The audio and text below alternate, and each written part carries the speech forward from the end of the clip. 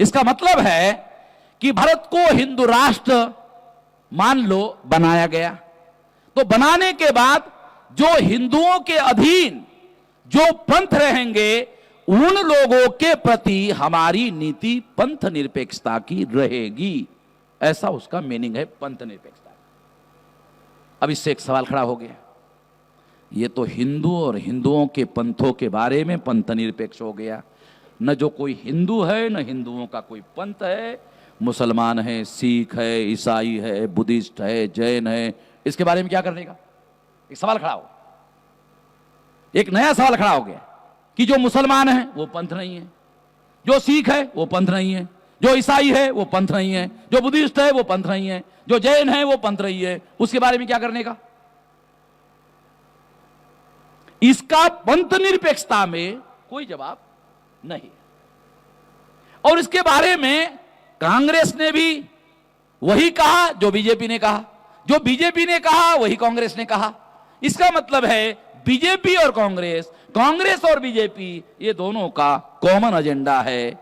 कांग्रेस ने 67 साल के अंदर 50-55 साल राज किया और कांग्रेस ने ब्राह्मण राज स्थापित किया।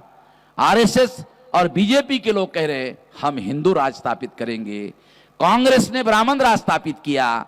अब ब्राह्मण राज में और हिंदू राज में क्या अंतर है? एक सवाल है।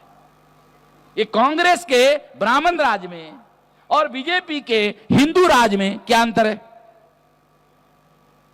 हिंदुओं के नाम पर एससी, एसटी, ओबीसी, कुनबी, मराठा लोगों को बेवकूफ बनाने के लिए हिंदू राज का स्लोगन देने का और इन लोगों के वोटों का इस्तेमाल करने का और अल्पजन ब्राह्मणों को बहुजन में लाने का, बहुजन में लाकर वोट लेने का और सत्ता काबिज करने का, सत्ता काबिज करने के बाद मराठा के पिछवाड़े में लात मारने का, कुनबी के पिछवाड़े में लात मारने का, ओबीसी के पिछवाड़े में लात मारने का, नॉमिडिक टाइप के पिछवाड़े में लात मारने का, आदिवासी के पिछवाड़े में लात मारने का, शेड्यूल कास्ट के पिछवाड़े में लात मारने का, यही चल रहा ना?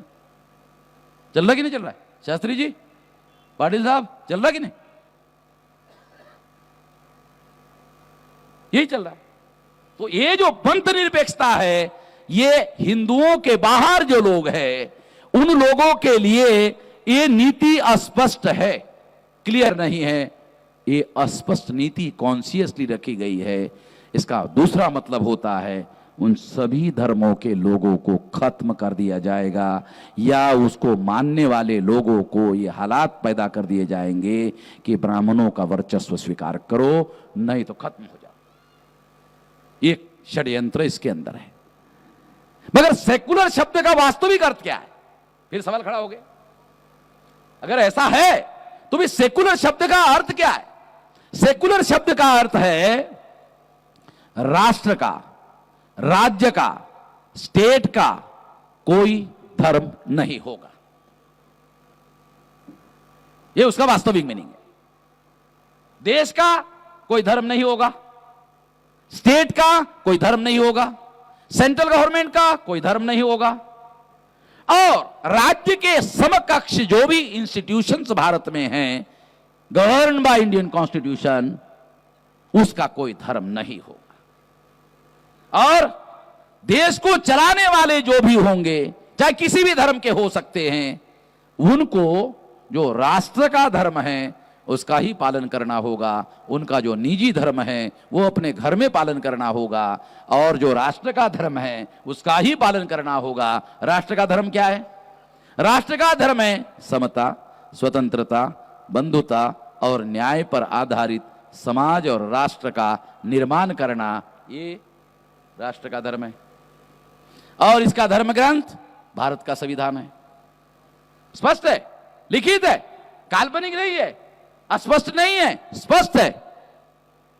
इस तरह की बातें डिबेट और डिस्कशन के अंदर पार्लियामेंट में होनी चाहिए थी और अगर बीजेपी के लोग नहीं कर रहे थे तो कांग्रेस के लोगों को ऐसा करना चाहिए था।